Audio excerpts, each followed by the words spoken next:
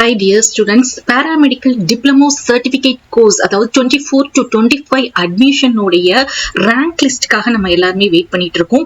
rank list அப்படின்னு எடுத்துக்கிட்டீங்கன்னா நம்மளுக்கு நீங்க அப்ளிகேஷன் ஃபார்ம் எல்லாம் ஃபில் பண்ணி அனுப்பியிருக்கீங்க இல்லையா, அதோட நீங்க எல்லா சர்டிபிகேட்ஸும் அட்டாச் பண்ணியிருக்கீங்க. இதை எல்லாமே கிராஸ் செக் பண்ணுவாங்க நம்மளுடைய மெடிக்கல் செலக்ஷன் டீம். ஸோ குறைஞ்சபட்சம் 1 வீக் அல்லது ஒரு 10 days நம்மளுக்கு டைம் எடுத்துக்கிடுவாங்க. ஸோ அதுக்கப்புறம் தான் என்ன பண்ணுவாங்க அப்படின்னா ரேங்க் லிஸ்ட் ரிலீஸ் பண்ணுவாங்க. மோஸ்ட்லி எல்லா ஸ்டூடெண்ட்ஸ் உடைய அப்ளிகேஷனுமே அக்செப்ட் பண்ணிடுவாங்க, ரிஜெக்ட் ஆகாது. ஸோ நீங்க அப்ளை பண்ண எல்லா ஸ்டூடெண்ட்ஸ் உடைய நேமுமே உங்களுக்கு ரேங்க் லிஸ்ட் மெரிட் லிஸ்ட்ல வந்துரும்.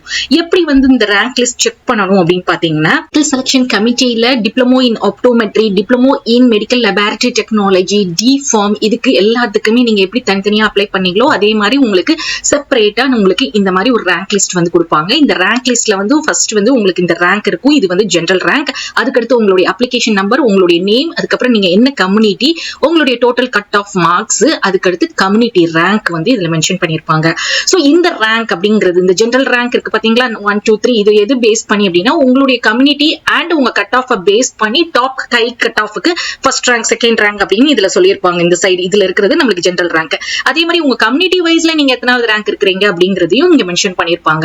நம்மளுக்கு கவுன்சிலிங்க்கு இந்த ஜெனரல் ரேங்க் பேஸ் பண்ணி தான் கவுன்சிலிங் கூப்பிடுவாங்க. கவுன்சிலிங் எல்லாமே நீங்க ஆன்லைன் தான். நிறைய ஸ்டூடெண்ட்ஸ் கேட்கக்கூடிய டவுட் என்னன்னா, நான் டி ஃபார்முக்கும் போட்டிருக்கேன், ஆப்டோமெட்ரிக்கும் போட்டிருக்கேன், அல்லது எம்எல்டிக்கும் போட்டிருக்கேன், எல்லாத்துக்குமே அட் த சேம் டைம் தான் கவுன்சிலிங் நடக்குமா அப்படின்னு சொல்லி கேக்குறீங்க. Yes, of course. எப்படி அப்ளிகேஷன் நீங்க லிங்க் கிளிக் பண்ணி நீங்க அப்ளை பண்ணீங்களோ அதே மாதிரி தான் உங்களுக்கு ஆன்லைன் கவுன்சிலிங் அப்படின்னு சொல்லிட்டு இந்த மாதிரி நம்மளுக்கு டிஸ்பிளே ஆகும். ஆன்லைன் அப்ளிகேஷனுக்கு பதில் ஆன்லைன் கவுன்சிலிங் இருக்கும். அதை கிளிக் பண்ணி நீங்க என்ன பண்ணணும் அப்படின்னா சாய்ஸ் ஃபில்லிங் பண்ணணும். சோ சாய்ஸ் ஃபில்லிங்ல உங்களுக்கு பாத்தீங்கன்னா எல்லாமே கவர்மெண்ட் காலேஜஸ் மட்டும்தான் இருக்கும். எத்தனை நாளும் நீங்க என்ன பண்ணலாம், கவர்மெண்ட் காலேஜஸ்க்கு நீங்க சாய்ஸ் ஃபில்லிங் கொடுக்கலாம்.